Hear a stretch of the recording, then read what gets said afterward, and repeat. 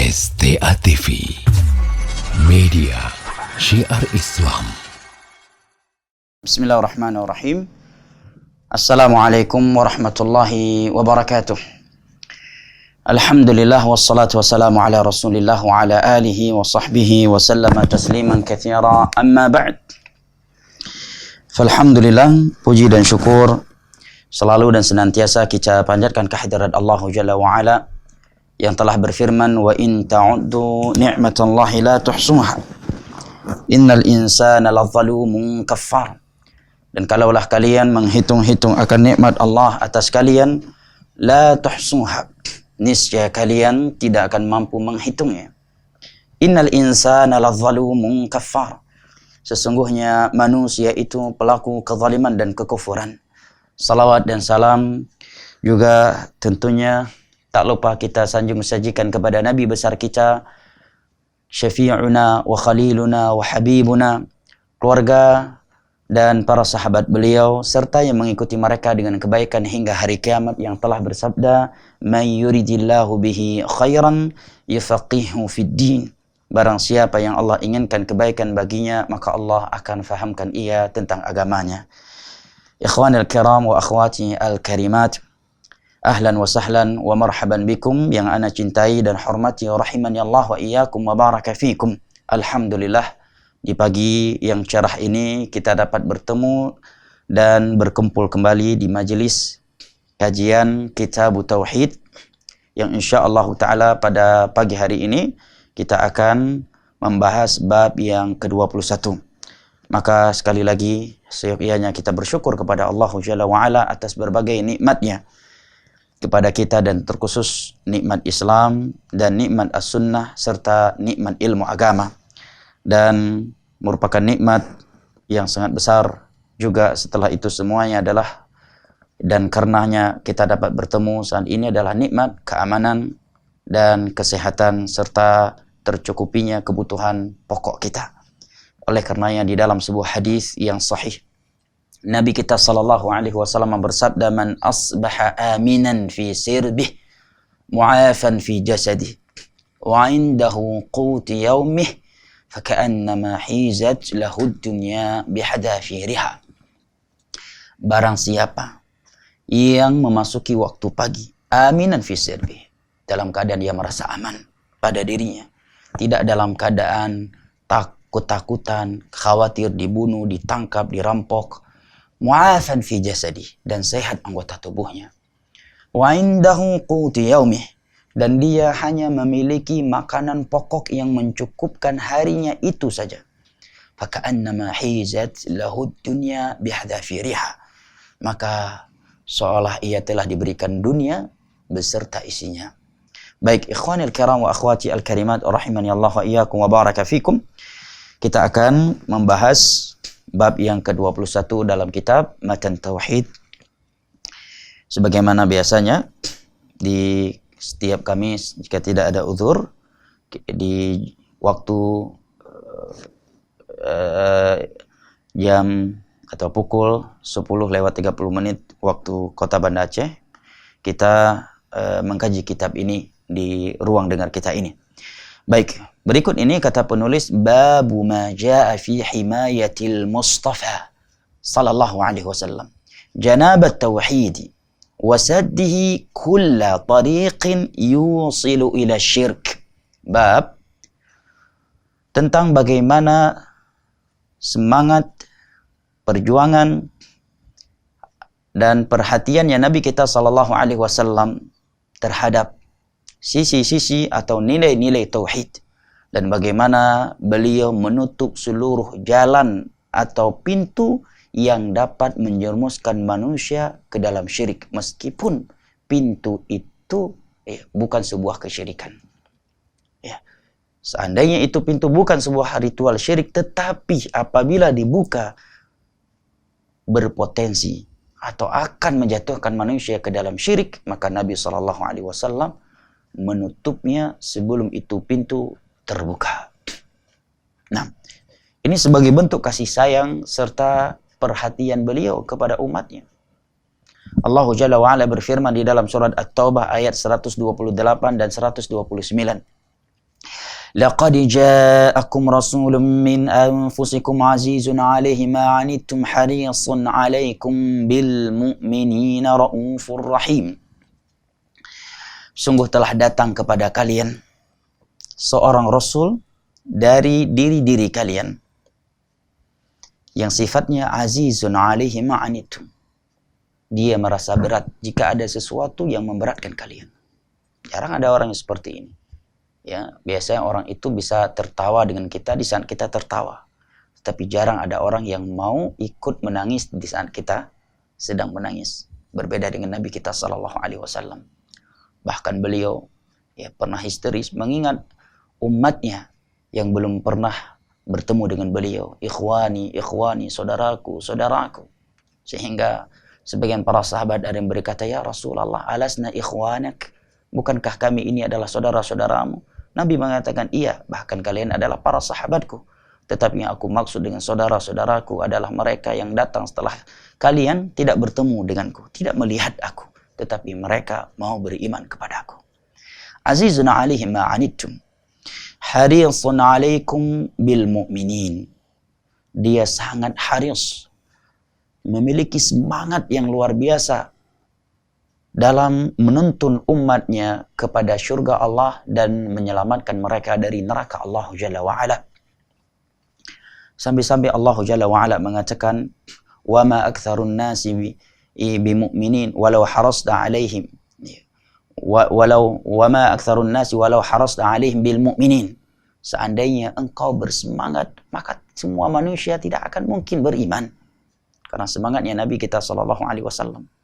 Sampai-sampai Allah Jalla wa'ala ya, menyebutkan di dalam Al-Quranul Karim, di dalam surat Al-Kahfi, bahwa Nabi SAW di awal-awal surat ya, semua kita mengetahui ayat tersebut ya, bahwa Nabi SAW ya, beliau saking sedihnya ya, sampai-sampai ditegur oleh Allah, yang sampai engkau membinasakan dirimu dalam karena berlarut-larut dalam kesedihan tersebut karena mereka tidak beriman kepadamu ya.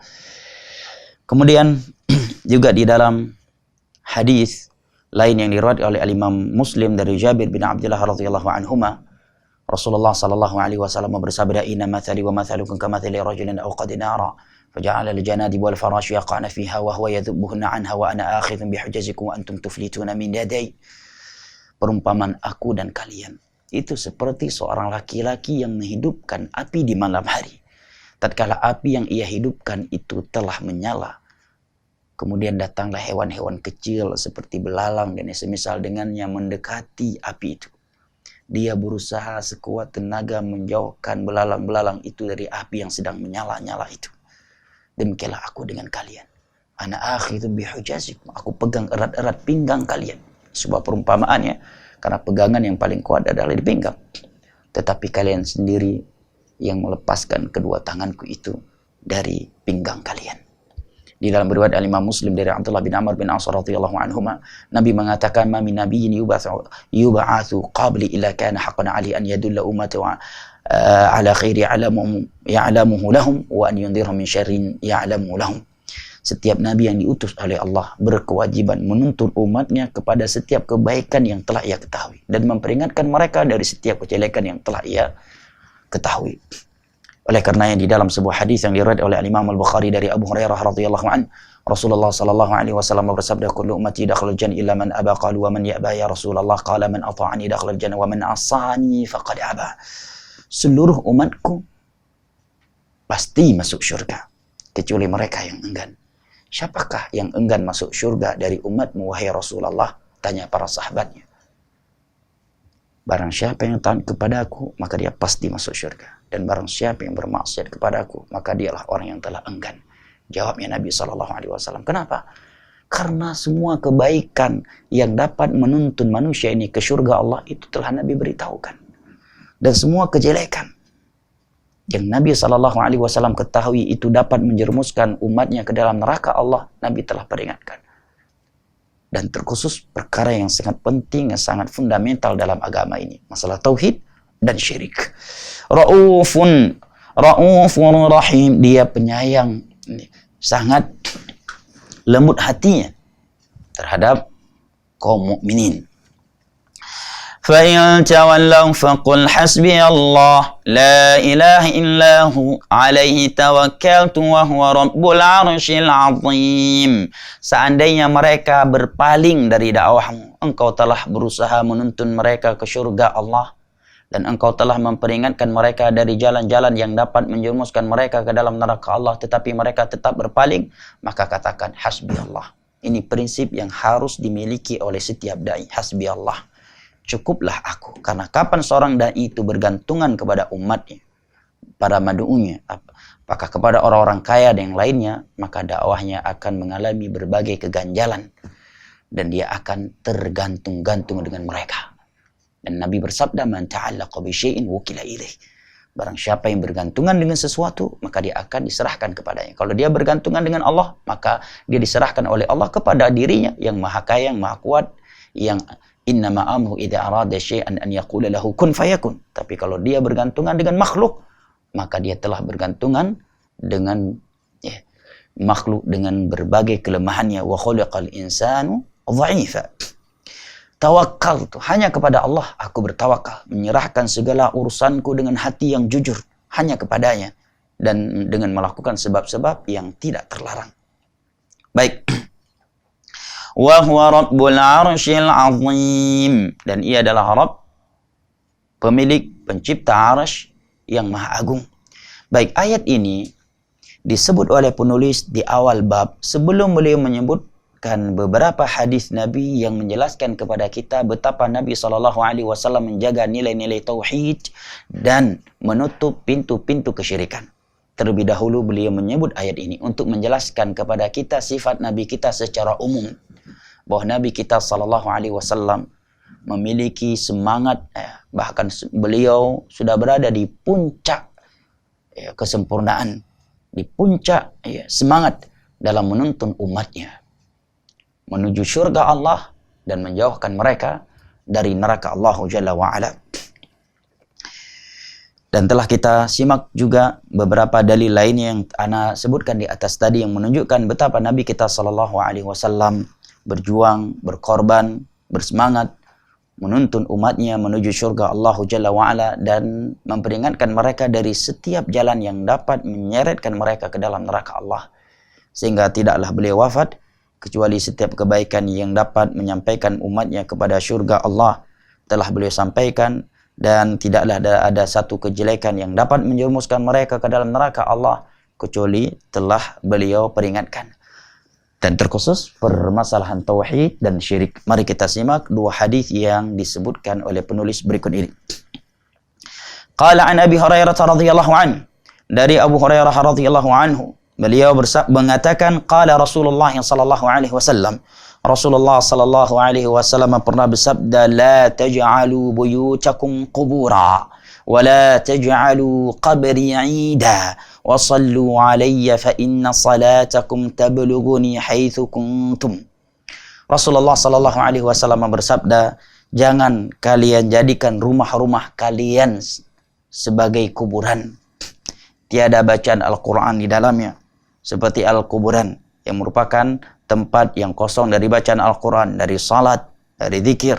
Wala taj'alu qabri 'ida, dan jangan sekali-kali kalian menjadikan kuburanku sebagai 'id, tempat yang didatangi berulang kali secara rutinitas. Wa sallu alayya, dan salawatlah kepadaku, karena salawat kalian kepadaku akan sampai kepadaku dimanapun kalian berada, walaupun kalian bukan sedang menziarahi kuburanku. Hadis ini diriwayat oleh Imam Abu Daud dengan sanad yang sahih. Dapat dilihat di dalam Sunan Abu Daud pada nomor 2042. Juga oleh Al-Imam Al-Baihaqi dalam kitabnya Syu'abul Iman pada nomor 4162. Baik ikhwanul kiram wa akhwati al-karimat, sahabat, ibu bapak, saudara dan saudari yang luntuan cintai dan hormati rahimani Allah wa iyyakum wa baraka fikum. Di dalam hadis ini Nabi SAW melarang umatnya dari dua hal dan memerintahkan mereka dengan satu perintah. Dua larangan tersebut, yang pertama adalah Nabi melarang mereka menjadikan rumah-rumah mereka sebagai kuburan. Larangan yang kedua, Nabi melarang mereka la taj'alu qabri 'ida. Jangan kalian jadikan kuburanku sebagai 'id. Nanti akan kita terangkan apa yang maksud dengan 'id. Adapun satu perintah yang beliau sebutkan di dalam hadis ini adalah perintah agar selalu dan sering bersalawat kepada beliau dimanapun kita berada. Karena salawat kita kepada beliau akan sampai kepada beliau meskipun atau dimanapun kita berada. Baik. Terkait larangan pertama yang Nabi SAW sebutkan di dalam hadis ini, yaitu la taj'alu buyutakum maqabir. Janganlah kalian menjadikan rumah-rumah kalian seperti kuburan. Ini maknanya kata para ulama yaitu kosong dari bacaan Al-Quran, menunjukkan bahwa kuburan itu bukanlah tempat membaca Al-Quran, bukan tempat berzikir, bukan tempat melakukan ritual-ritual ibadah layaknya rumah. Makanya Nabi SAW mengatakan, la taj'alu buyutakum maqabir. Jangan kalian jadikan rumah-rumah kalian seperti kuburan. Hal ini ditunjukkan oleh hadis Nabi SAW yang lain, di mana Nabi SAW bersabda, inna syaitan iqra'u al-Quran fa inna syaitan yanfiru min al-bait alladhi tuqra'u fihi suratul Baqarah. Nah, atau la taj'alu buyutakum maqabir. Jangan kalian jadikan rumah-rumah kalian seperti kuburan. Sesungguhnya syaitan itu lari dari sebuah rumah yang dibacakan di dalamnya Al-Quran. Ya, maksudnya dan terkhusus dalam hal ini Nabi katakan Al-Baqarah. Ini menunjukkan jamaah yang dimuliakan Allah, rumah itu adalah tempat di mana kita semestinya memperbanyak ibadah. Sebagian manusia di rumah malas ibadah, malas yasinan, malas baca Al-Quran, malas salawatan, malas ibadah-ibadah yang lain. Tapi begitu di kuburan, Masya Allah, berjam-jam dia mau duduk membaca Al-Quran, berzikir, bersolawat, meskipun dia harus digigit banyak nyamuk. Allahul Musta'an.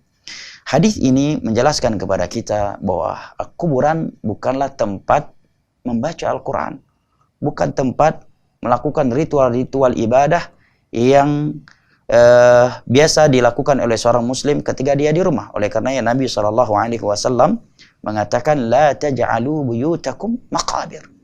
Janganlah kalian menjadikan rumah kalian sebagai kuburan. Dalam riwayat yang lain Nabi mengatakan fa inna syaitan yanfiru minal baiti alladhi tuqra'u fihi suratul Baqarah. Karena syaitan itu lari dari sebuah rumah yang dibacakan di dalamnya surat Al-Baqarah. Hadis ini memberikan penjelasan yang jelas, nyata, dan gamblang kepada kita bahwa kuburan bukanlah tempat membaca Al-Quran. Makanya tidak pernah kita dapatkan riwayat yang sahih, bahkan yang dhaif sekalipun. Kalau palsu mungkin aja ada ya, tinggal ada yang membuatnya ataukah tidak. Hadis yang sahih dan dhaif sekalipun bahwa Nabi SAW dan para sahabatnya terkadang datang ke syuhada Uhud, ya, pemakaman syuhada Uhud, kemudian mereka yasinan geplah tika ide gemomo ide yasinan gemutlawud ide, ya, hana tidak pernah kita dapatkan ada riwayat yang sahih maupun yang dhaif yang menjelaskan bahwa Nabi SAW terkadang dengan para sahabatnya mendatangi pemakaman syuhada Uhud, kemudian baca Al-Quran di sana, salawatan, yasinan, ya, ataukah ibadah-ibadah yang lainnya. Enggak ada. Nah, tidak kita dapatkan. Demikian juga setelah Nabi SAW wafat. Tidak ada satupun riwayat yang sahih, bahkan yang dhaif sekalipun, yang menunjukkan bahwa para sahabat Nabi SAW mendatangi kuburan Nabi, Abu Bakar dan Umar, kemudian mereka membentangkan tikar-tikar mereka untuk bersalawat, untuk yasinan, ya, apalagi kasidahan, apalagi dangdut koplo-koplo di situ, ya, sama sekali nggak ada, sama sekali tidak ada. Subhanallah, ya. Kemudian juga tidak kita dapatkan di antara mereka yang menjadikan kuburan Nabi SAW tempat reunian, ya, tidak kita dapatkan. Nah, subhanallah, ya. Makanya Nabi SAW mengatakan la taj'alu buyutakum maqabir. Janganlah kalian menjadikan rumah-rumah kalian sebagai kuburan yang tidak hidup dengan ibadah. Maka hadis ini memberikan pelajaran, sabda beliau di dalam hadis ini memberikan pembelajaran kepada kita agar kita memakmurkan rumah-rumah kita dengan ibadah kepada Allah Jalla wa Ala. Dengan berbagai ibadah. Ya, dan terkhusus salat sunnah. Karena Nabi SAW bersabda, afdalu salatil mar'i fi baitihi illa al-maktubah. Salat seorang hamba yang paling afdal itu adalah di rumahnya, kecuali salat yang wajib. Sebagian orang Masya Allah ya, semangat menjaga salat 5 waktu berjamaah. Namun sayangnya, dia melupakan bagian salat untuk rumahnya. Sehingga ya, sebagian mereka tahajud pun ke masjid. Ya. Ini bukan hanya di bulan Ramadan ya, bahkan di dalam Ramadan. Saya dapati beberapa orang, Masya Allah kalau cerita, mungkin dia semangat ceritanya untuk memotivasi kita. Masya Allah, ana Ustadz paling telat setengah jam. Ya, sebelum adzan, ana udah ke masjid. Sebelum subuh maksudnya. Ya, jadi bisa tahajud, udah witir, ya, udah selesai witir, baru adzan subuh. Ya, nggak masalah. Tapi lebih afdal apabila Anda melakukannya di rumah Anda. Salat ba'diyah, salat qabliyah. Mungkin kalau ba'diyah dan qabliyah sebagian kita mungkin sulit melakukannya di rumah. Kenapa? Karena ya di waktu-waktu salat tersebut dia berada di luar rumahnya dan tidak memungkinkan dia melakukan di rumahnya karena jarak antara masjid dengan tempat dia kerja dan rumahnya. Paling tidak ya, salat sunnah qabliyah fajar, salat tahajud, salat duha, atau salat sunnah mutlak di selain 5 waktu yang terlarang. Nah, karena salat adalah zikir kepada Allah yang paling besar. Inna salata tanha 'anil fahsya'i wal munkar wa la dzikrullahi akbar. Yang kedua adalah dengan Al-Qur'anul Karim. Sering-sering membaca Al-Qur'anul Karim ketika di rumah. Ya. Karena Nabi SAW tadi mengatakan fa inna syaitan yanfiru minal baiti alladhi tuqra'u fihi suratul Baqarah. Syaitan itu lari dari sebuah rumah yang dibacakan di dalamnya Al-Quran, Al-Baqarah.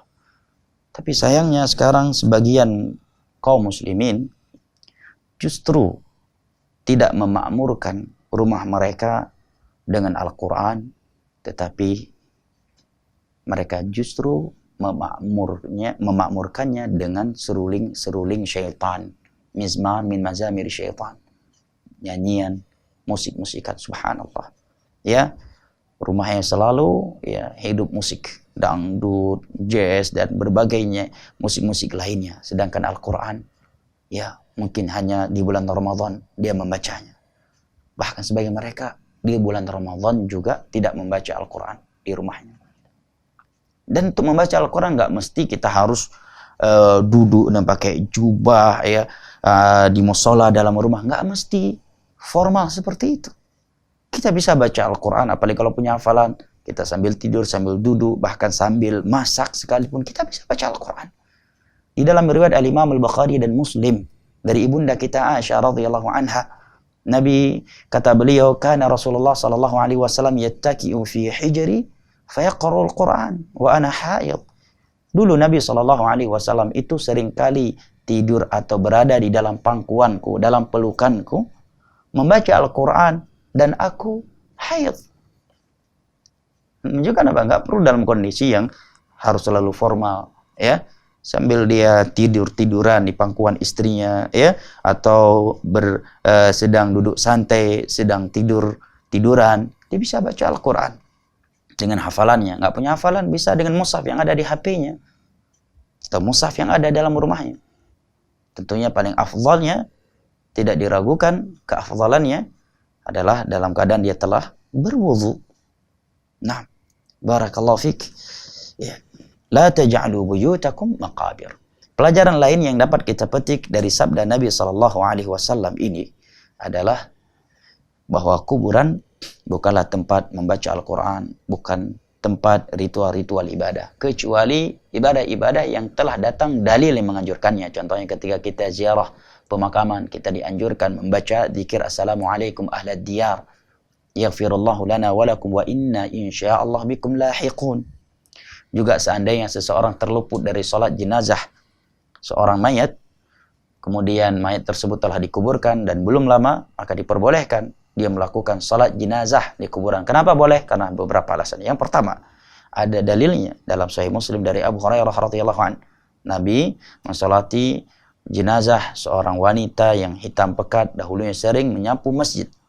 Ya, ketika dia meninggal dunia dan disalatkan jenazahnya, Nabi tidak diberitahukan. Kemudian Nabi SAW melakukannya di sisi kuburan. Yang kedua, salat jenazah tidak ada ruku dan sujud di situ, sehingga ketika orang melakukannya dengan hanya kondisi dan hanya dengan berdiri, orang nggak menganggap dia sedang menyembah kuburan. Tapi membaca yasinan di sisi Al-Quran, salawatan, apalagi menjadikannya rutinitas setiap malam Jumat, setiap bulan atau setiap tahun, ini nggak ada dalilnya. Nggak ada dalilnya. Nah, Nabi SAW tidak pernah melakukannya. Di pemakaman syuhada, Nabi juga nggak pernah datang ke kuburan Sayyidah Khadijah, membentangkan tikar, kemudian salawatan di situ, yasinan, zikir-zikiran, apalagi ya joget-jogetan di kuburan. Nasallallahu salam wal afiyah. Demikian juga para sahabatnya setelah Nabi wafat, Abu Bakar, Umar radhiyallahu anhum.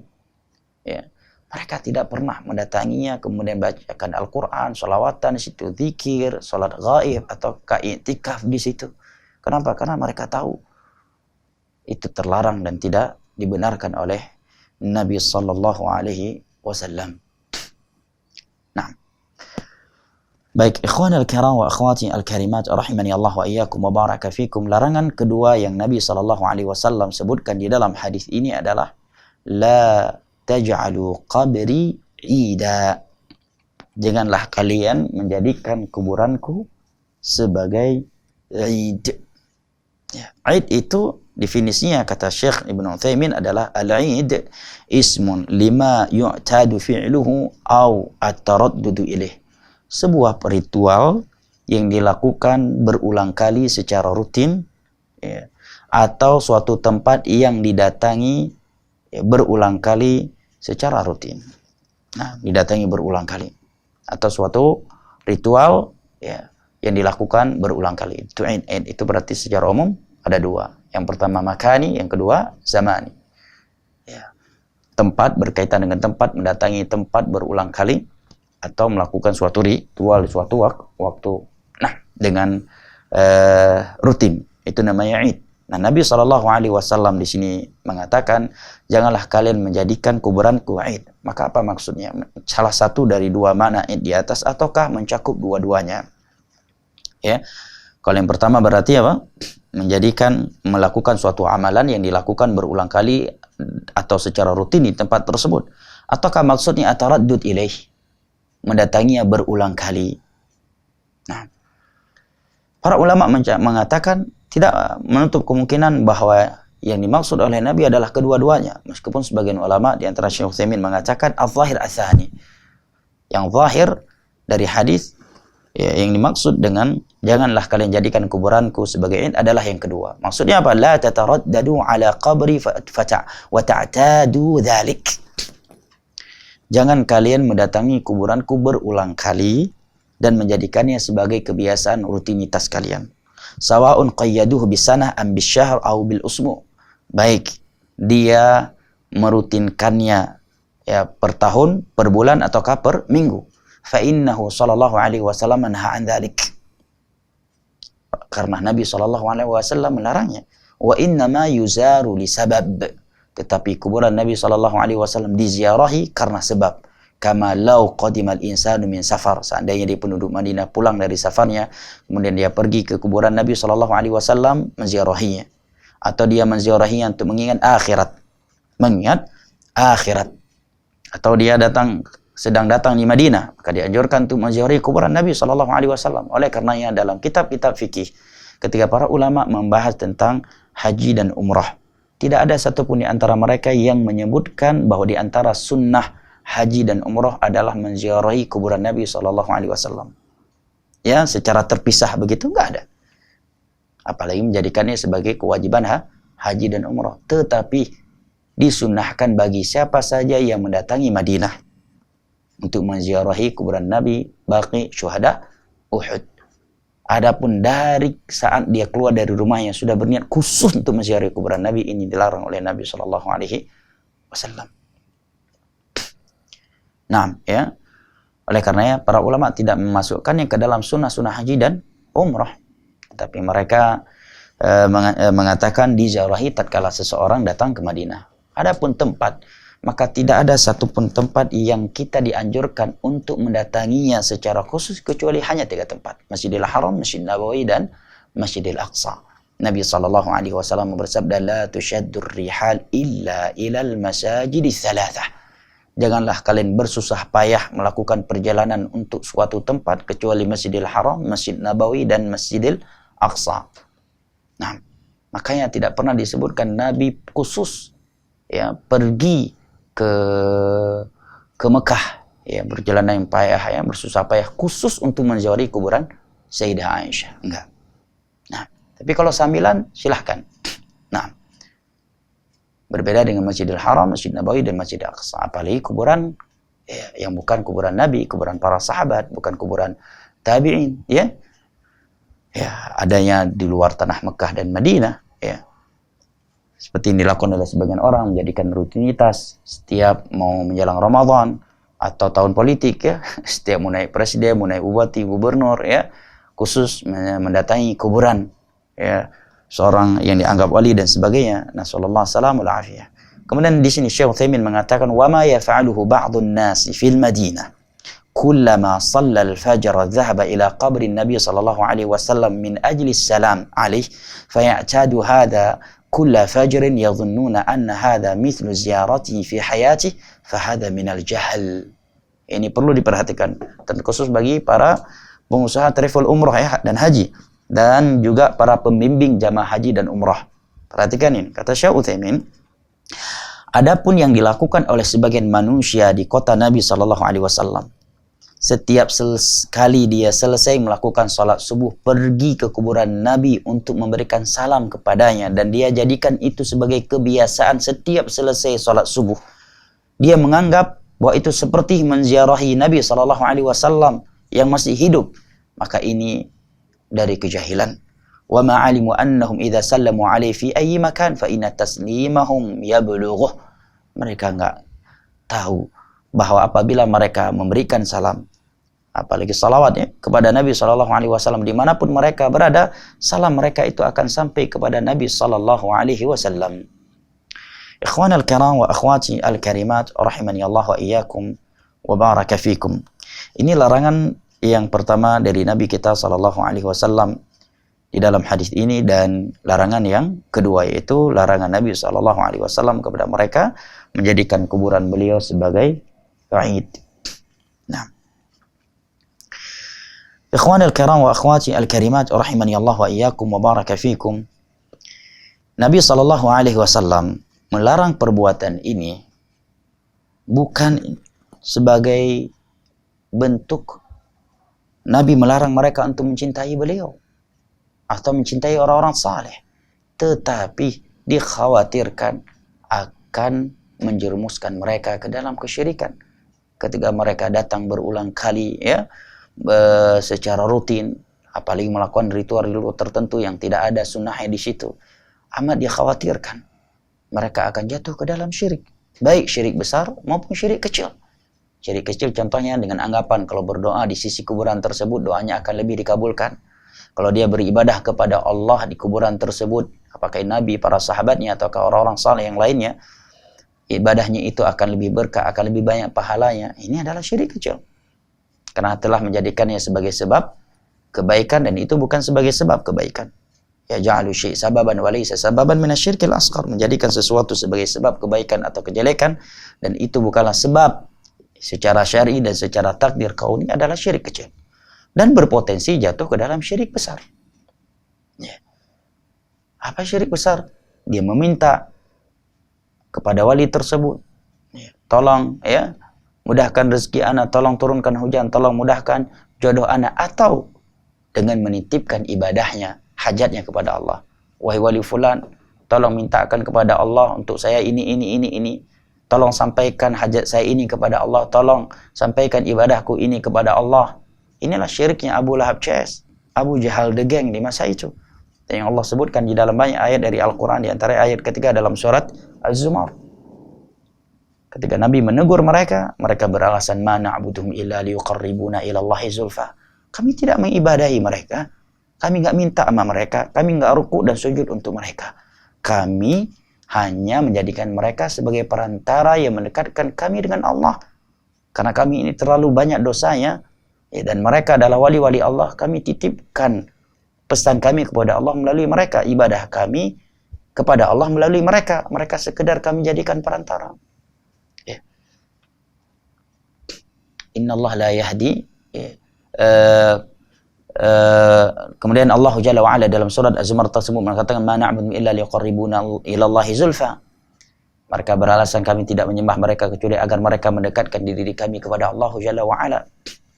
Dan Allah katakan mereka sebagai orang-orang kafir lagi dusta.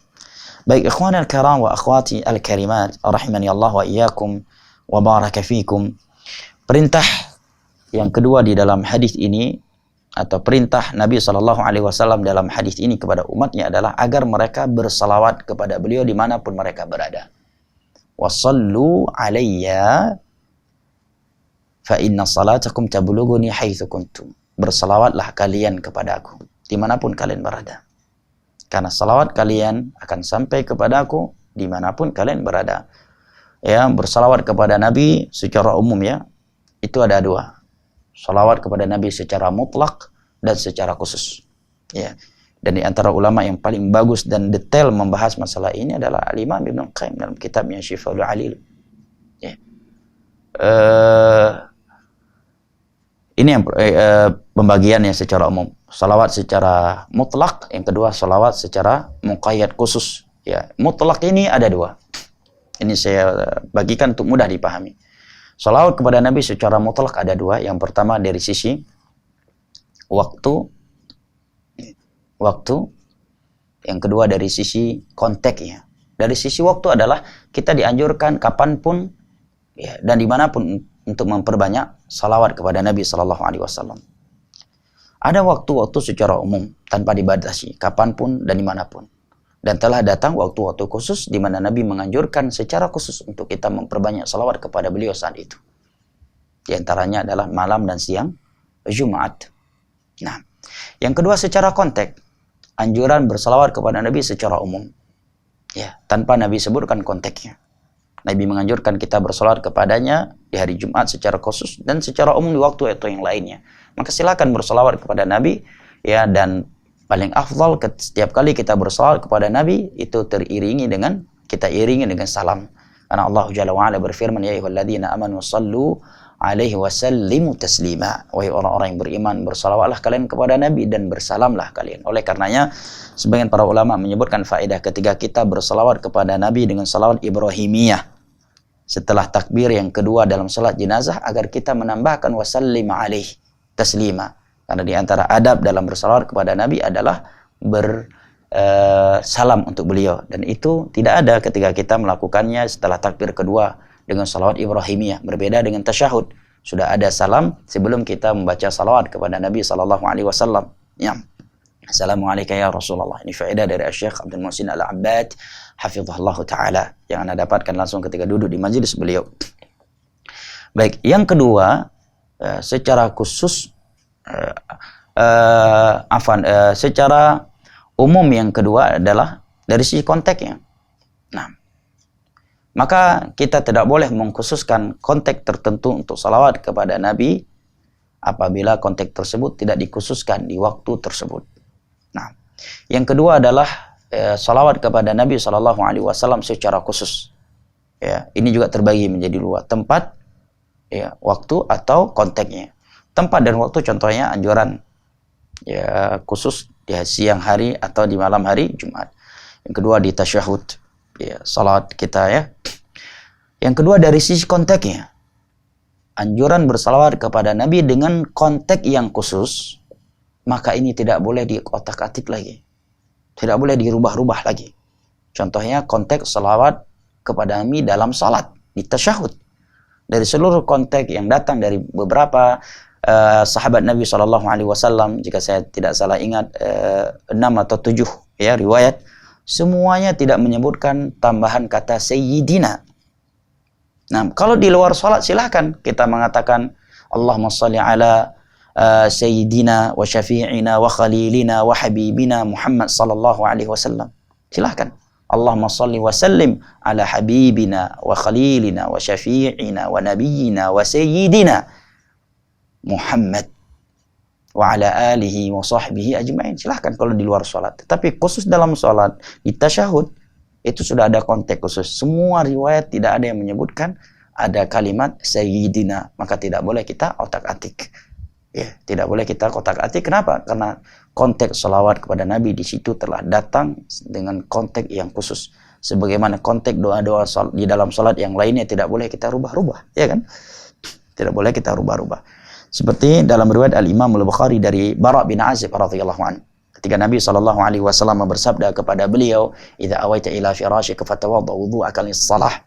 Wahai Bara' bin Azib, apabila engkau hendak tidur, hendak meletakkan tubuhmu di atas tempat tidurmu, maka berwuduklah seperti wuduk kamu untuk salat.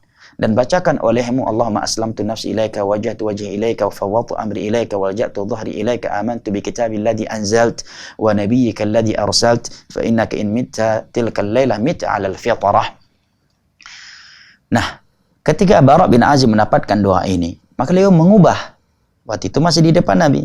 Beliau mengubah yang semestinya membaca wa nabiyyika alladzi arsalt, beliau mengubahnya menjadi wa rasulika alladzi arsalt. Secara makna enggak ada perubahan. Nabi kita adalah Nabi dan juga Rasul. Kemudian Nabi menegurnya, cukup kamu katakan wa nabiyyika alladzi arsalt, bukan wa rasulika alladzi arsalt. Ini menunjukkan kata para ulama di antara Syekh Muqbil bin Hadi Al-Wadi'i rahimahullah taala bahwa konteks-konteks doa dan zikir yang datang dari Nabi SAW secara khusus ini tidak boleh dirubah-rubah. Jangan diotak-atik. Di antaranya adalah salawat kepada Nabi di tasyahud akhir. Ya. Jadi kalau ada yang mengatakan bolehkah menyebutkan sayyidina di dalam bersalawat kepada Nabi SAW, jawabannya boleh saja kalau di luar salat. Salawat secara umum. Tapi untuk salawat di dalam salat, di tasyahud, di dalam salat enggak boleh. Kenapa? Karena telah datang konteks khusus. Ya, konteks zikir dan doa di dalam salat yang telah datang secara khusus itu enggak boleh diubah-ubah. Contohnya subhana rabbiyal azim. Al-azim nama Allah. Bolehkah kita rubah menjadi subhana rabbiyal rahman? Subhana rabbiyal musawwir, subhana rabbiyal khaliq. Contohnya lainnya ada subhana rabbiyal a'la. Bolehkah kita mengubahnya menjadi subhana rabbiyal akbar? Akbar kan nama Allah juga. Ya. Tidak boleh. Kenapa? Karena itu konteks zikir dan doa yang telah datang dari Nabi secara khusus. Nah, jangankan konteks zikir yang datang di dalam salat, konteks zikir yang telah datang secara khusus di luar salat nggak boleh kita ubah-ubah, ya kan? Contohnya doa masuk kamar mandi, toilet, Allahumma inni a'udzubika minal khubuthi wal khaba'ith. Boleh enggak kita rubah dan kita gantikan dengan Allahumma lakasumtu wa bika amantu ala rizqi. Ya, atau yang lainnya. Kan enggak boleh. Ya, jadi jangan fitnah dakwah sunnah bahwa orang-orang Wahabi dengan tanda kutip ya, mereka melarang kita mengatakan sayyidina kepada Nabi kita, padahal Nabi sendiri mengatakan ana sayyid walidai Adam wala fakhar. Ya, aku adalah sayyidnya anak Adam wala fakhar. Itu enggak nyambung, Mas. Ya, itu enggak ilmiah. Itu ya tidak pada konteksnya. Yang kita masalahkan adalah menambahkan kalimat sayyidina dalam salawat kepada Nabi di dalam salat di tasyahud. Karena semua riwayat yang datang dari para sahabat Nabi tanpa menyebutkan kalimat sayyidina. Tapi kalau di luar salat, dalam salawat kepada Nabi yang Nabi anjurkan secara umum, silahkan. Ya, sedang duduk-duduk ya santai sambil nyetir mobil, sambil jalan, sambil berlari, sambil olahraga, Allahumma shalli wa sallim ala nabiyyina wa khalilina wa syafi'ina wa habibina wa sayyidina wa alihi wa sahbihi ajma'in. Enggak masalah. Ana sayyid wa dili Adam wala fakhar. Barakallahu fik. Nah, jadi jangan diplesetkan ya.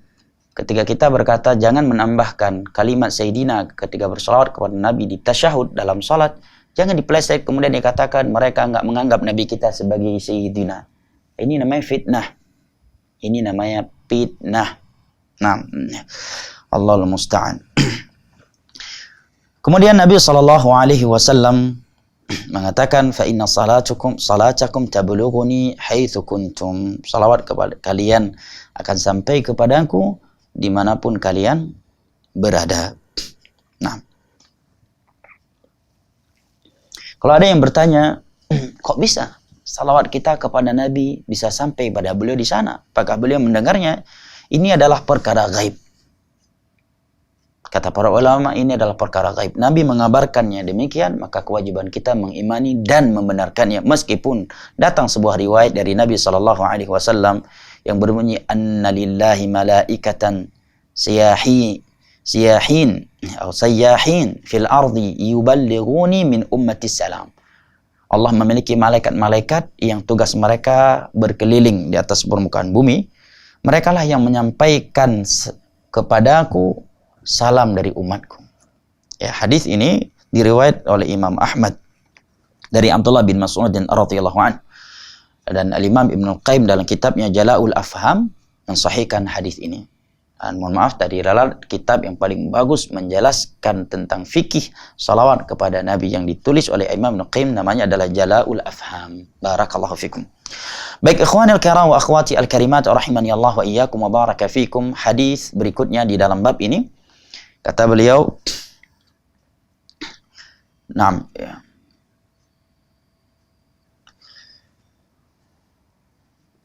An Ali bin Husain, dari Ali bin Husain, yaitu Ali bin Husain bin Ali, cucunya Ali bin Abi Talib al-Hashimi, Zaidul Abidin, Abul Hasan.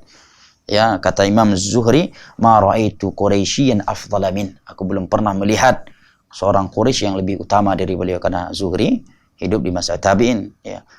Kalau beliau bertemu dengan Hasan, dengan Husain, atau bertemu dengan Ali, tentunya mereka lebih afdal karena sebagai ayah dan kakeknya. Tapi maksudnya di yang seumuran atau yang semasa dengan Ali bin Husain ini. Ali bin Husain bin Ali bin Abi Talib radhiyallahu anhum mengatakan, beliau, annahu ra'a rajulan yaji'u ila furjatin kana 'inda qabri Nabi sallallahu alaihi wasallam.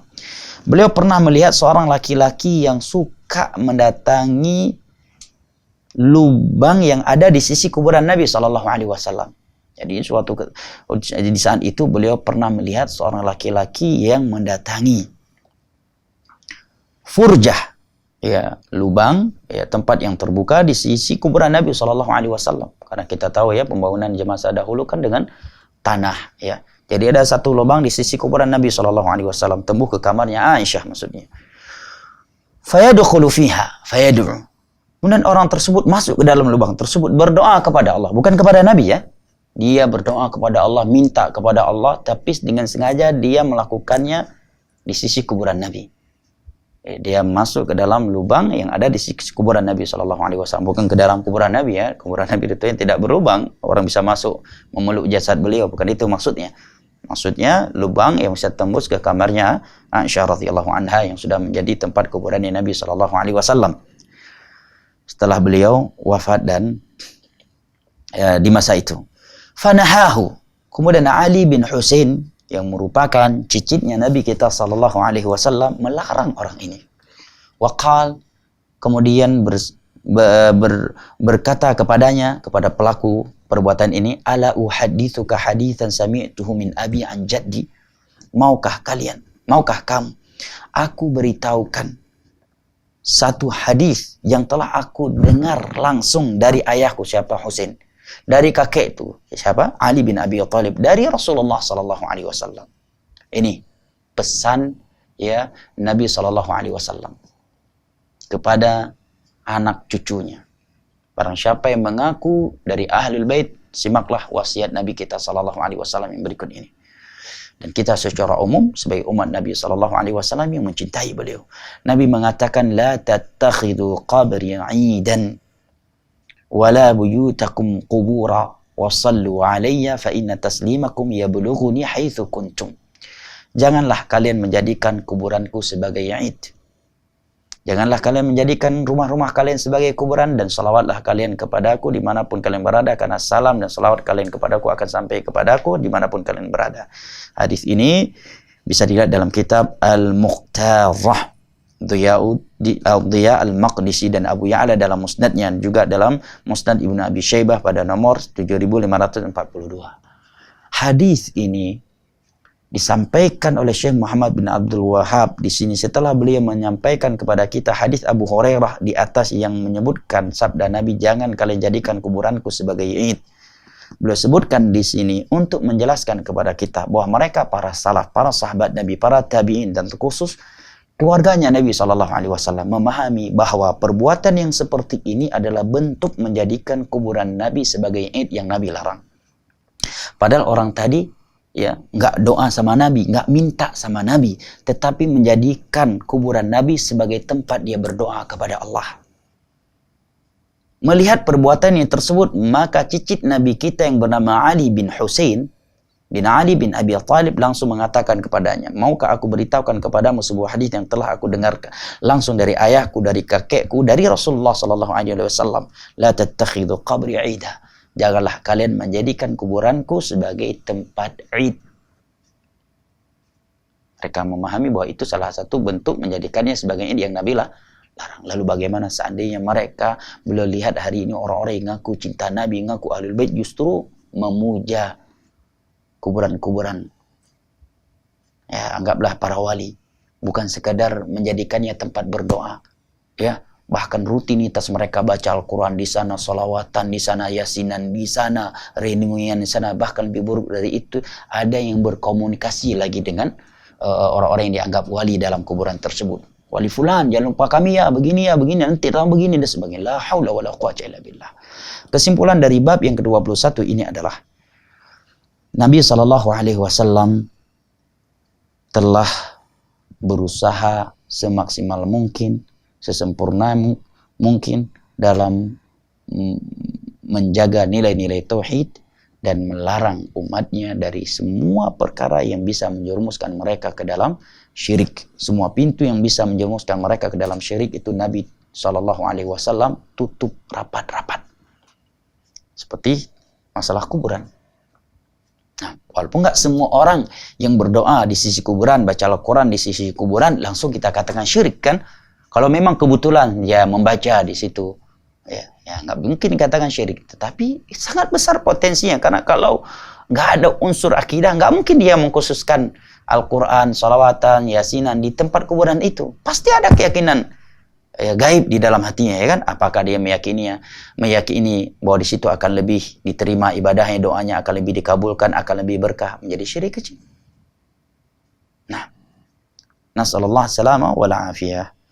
Namun hadis-hadis yang seperti ini amat disayangkan hari ini. Kalau kita sampaikan, kita dianggap Yahudi, antek-antek Yahudi, dikatakan Nasrani, dikatakan Wahabi lah. Padahal itu adalah kebiasaan Yahudi dan Nasrani yang Nabi perangi.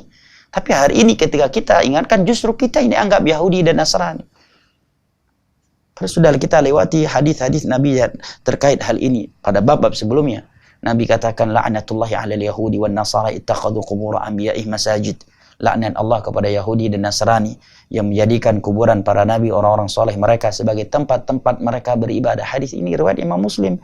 Disebutkan oleh Imam Nawawi dalam syarah Sahih Muslim 5 hari sebelum beliau wafat. Beliau sabdakan demikian. Tapi hari ini kita sampaikan hadis beliau ini justru dianggap Yahudi, Nasrani, Wahabi.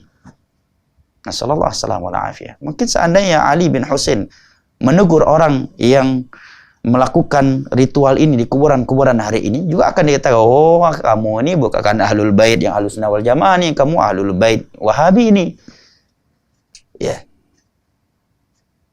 Bayangkan seandainya cicit Nabi ini menegur orang hari ini yang melakukan perbuatan yang sama, bahkan lebih dari apa yang dilakukan oleh orang ini. Beliau tegur dan beliau larang mereka, seperti beliau melarang orang ini yang berdoa kepada Allah di sisi kuburan Nabi dengan menyampaikan hadis Nabi tadi, la tattakhidhu qabri 'ida, janganlah kalian jadikan kuburanku sebagai tempat id. Mungkin beliau juga akan dituduh Wahabi, akan dituduh Yahudi, Nasrani. Nasallallahu alaihi wasallam. Kenapa? Zaman sudah terbalik. Apalagi sebagian ritual syirik itu memang menjadi sumber uang, sumber ekonomi. Yang diletakkan kotak amal di situ, dalam setahun bisa miliaran isinya. Apalagi nanti ada unsur politik lagi di situ, ya, untuk mencari, bahkan sebagian orang politikus sekarang untuk mencari suara politiknya, adalah dengan mendatangi kuburan-kuburan para wali untuk mengambil simpati para pemujanya. Nasallallahu salamul afiyah. Sebagian orang demi dunia, demi kekuatan politik, dia nggak peduli lagi apa yang telah dia korbankan dari nilai-nilai agamanya. Nasallallahu salamul afiyah. Kiranya ini yang dapat kita kaji dan kita bahas pada kesempatan kali ini. Mudah-mudahan bermanfaat. Jika waktu masih tersisa dan ada hal yang mau disampaikan, maka saya persilahkan dengan segala hormat. Barakallahu fikum. Baik, jazakallahu khairan Ustaz. Sahabat pendengar radio Syiar Tauhid Aceh 96,1 FM dan pemirsa STA TV dimanapun berada. Alhamdulillah kita masuk ke sesi tanya jawab singkat kita bersama Ustaz. Baik, kita bacakan pertanyaan yang sudah masuk Ustaz.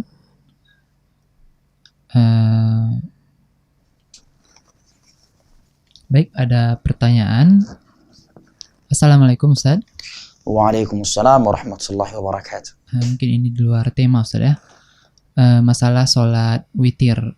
Haruskah di rakaat ketiga membaca 3 surat seperti yang dibaca oleh kaum muslimin, dan doa kunut dibaca apa sebelum ruku, apa setelah ruku Ustaz? Baik, barakallahu fiik. Kalau dikatakan harus, tidak diragukan, itu bukan sebuah keharusan. Karena sholat witir itu sendiri adalah sunnah, ya, menurut pendapat keumuman para ulama. Dan membaca 3 surat tersebut, ya, Al-Kafirun, ya, kemudian Al-A'la, kan kedua Al-Kafirun, kan ketiga adalah Al-Ikhlas, adalah sebuah sunnah.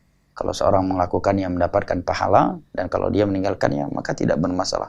Namun seorang muslim seyogyanya, ya, menghidupkan sunnah Nabi SAW, ya, semaksimal mungkin, apalagi jika tidak ada hal yang menghalanginya dan tidak memberatkan.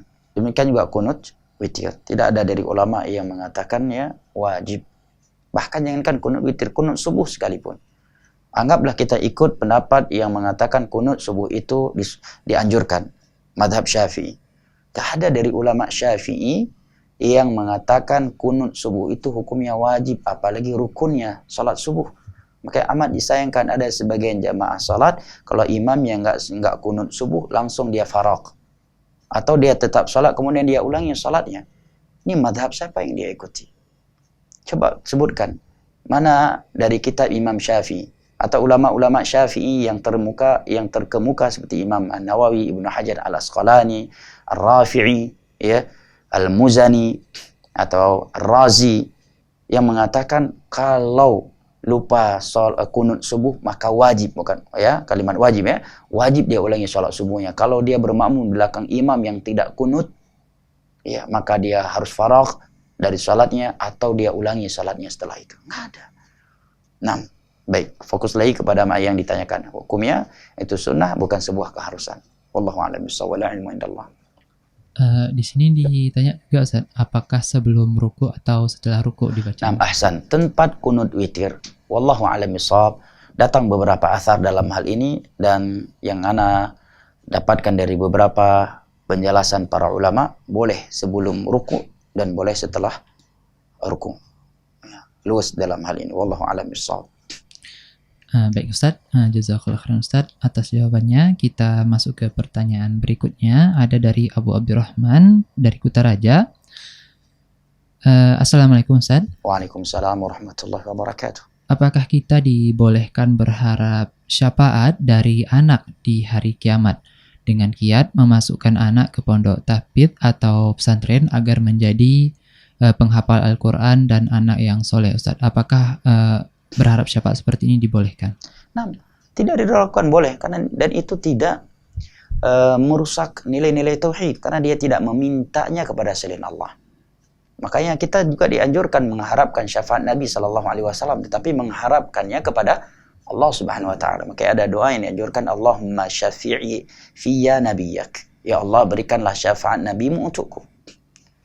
Yang kedua, Allah dan Rasulnya telah menyebutkan si fulan bisa memberikan syafaat para malaikat, orang-orang saleh, teman saleh dengan temannya, anak-anak yang meninggal sebelum balik pada orang tua. Ya, seandainya itu tidak boleh diharapkan, tidak mungkin Allah dan Rasulnya menyebutkannya. Sebagaimana Allah menyebutkan keutamaan syurga dan berbagai balasannya yang ia janjikan kepada mereka yang beriman dan beramal saleh. Seandainya itu tidak boleh diharap, diharapkan, maka Allah dan Rasulnya tidak mungkin menyebutkannya, kata para ulama. Nah, wallahu ta'ala alam bisawab. Masih ada pertanyaan? Mungkin ini pertanyaan terakhir Ustaz. Baik, Satu barakallahu lagi fik.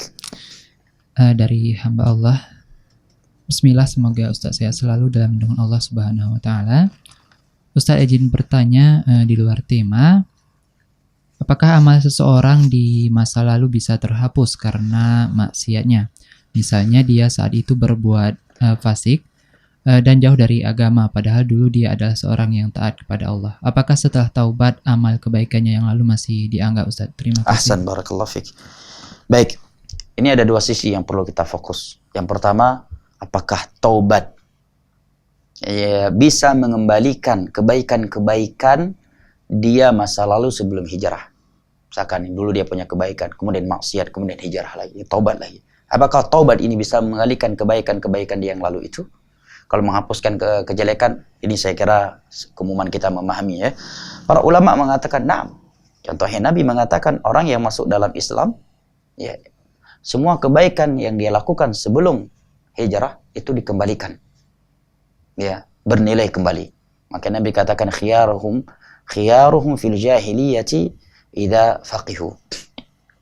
Kemudian juga sebagian ulama berdalil dengan ayat dari surat Al-Furqan, ulaika yubaddilullahu sayyiatihim hasanat. Mereka yang bertaubat, yang tadinya mereka membuat syirik, membunuh, berzina, ya, kemudian yang mereka bertobat, Allah katakan mereka adalah orang-orang yang kejelekan mereka kami rubah, kami gantikan menjadi kebaikan. Apabila dengan taubat, maksiat yang kita lakukan sebelumnya, kemudian kita bertobat, maksiat itu bisa Allah rubah menjadi kebaikan, apalagi kebaikan-kebaikan yang kita lakukan sebelumnya. Nah, karena secara umum, yang menghilangkan pahala atau menghapuskan amalan itu adalah dosa syirik atau dosa-dosa yang membatalkan Islam lainnya yang sejajar dengan syirik. Ini secara kaidah umum. Akan tetapi di sana ada dosa-dosa yang Nabi SAW sebutkan bisa menghapuskan amalan. Contohnya orang yang meninggalkan sholat asar, kemudian juga orang yang melakukan maksiat ya ketika sendirian dan sebagainya. Maka para ulama menjelaskan itu adalah sebagai ancaman. Ya, selama itu dosa bukan pembatal Islam, maka tidak akan menghapuskan seluruh amalan seseorang yang telah ia lakukan dan menjadikannya kekal dalam neraka Allah. Ini yang pertama. Terkait apakah kebaikan yang sebelumnya itu bisa kembali lagi setelah kita bertaubat? Jawabannya jelasnya bisa. Yang berikutnya adalah apakah kejelekan setelah kebaikan itu bisa menghilangkan kebaikan yang telah kita lakukan sebelumnya? Maka jawaban nah. Bahkan bukan sekedar menghilangkan sebagian, bahkan bisa menghilangkan secara totalitas. Seandainya seorang punya umur 100 tahun, kemudian satu hari sebelum matinya, dia melakukan satu syirik, dan itu syirik perdananya, dan mati di atas syirik besar tersebut, maka seluruh amalan yang telah ia lakukan seumur hidupnya menjadi hangus. Apabila itu syirik atau dosa-dosa yang membatalkan Islam lainnya yang setara dengan syirik.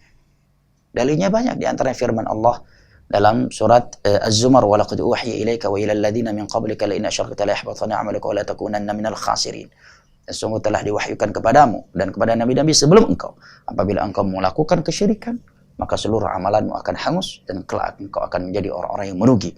Dalam surat At-Taubah juga Allah berfirman, walau asyraku la habita 'anhum ma kanu ya'malun. Seandainya mereka, para nabi dan para rasul melakukan syirik, maka seluruh ibadah yang telah mereka lakukan akan hangus, meskipun mereka tidak melakukannya. Ya. Yang kedua, ada kejelekan-kejelekan yang dapat menghapuskan pahala ibadah, tetapi tidak sampai membatalkan Islam seseorang atau menghapuskannya secara keseluruhan. Dan ini Nabi sebutkan di dalam banyak hadis. Ya. Kalau kita sebutkan satu persatu, membutuhkan waktu yang panjang. Tapi saya sebutkan di antaranya. Antaranya adalah firman Allah dalam surat Al-Baqarah, ya ayyuhalladzina amanu la tubtilu sadaqatikum bil manni wal adha. Wahai orang-orang yang beriman, janganlah kalian batalkan pahala-pahala sedekah kalian dengan menyakiti orang yang telah menerima sedekah kalian, atau dengan bil man, kalian menyebut-nyebutkannya, aku udah berjasa kepada dan seterusnya, untuk dipuji dan sanjungi. Yang berikutnya seperti hadis Nabi, man taraka salatal asr faqad habita amaluh. Barang siapa yang meninggalkan salat asar tanpa udzur syar'i, maka sungguh telah terhapus amalannya. Ini ada dua maknanya kata Imam Ibnu Qayyim. Makna yang pertama, kalau yang dia tinggalkan salat asar bersama dengan salat 5 waktu yang lainnya, berarti seluruh amalannya hangus. Yang di hari itu maupun yang sebelumnya. Karena meninggalkan salat 5 waktu bisa membatalkan Islam seseorang menurut pendapat banyak dari para ulama. Yang kedua, apabila yang dia tinggalkan hanya sholat asar yang di waktu itu, berarti yang terhapus adalah amalannya yang di hari itu, dengan tanpa membatalkan Islamnya. Nah, wallahu ta'ala alam, bis-shawab, al-ilmu indallah. Cukup. Baik, kita cukupkan sampai di sini. Kita akhiri dengan doa kafaratul majlis. Subhanakallahumma wa bihamdik, asyhadu an la ilaha illa anta, astaghfiruka wa atubu ilaik. Wa sallallahu ala nabiyyina Muhammad wa ala alihi wa sahbihi wa sallam, wa akhiru da'wana anil hamdulillahi rabbil alamin. Wassalamualaikum warahmatullahi wabarakatuh.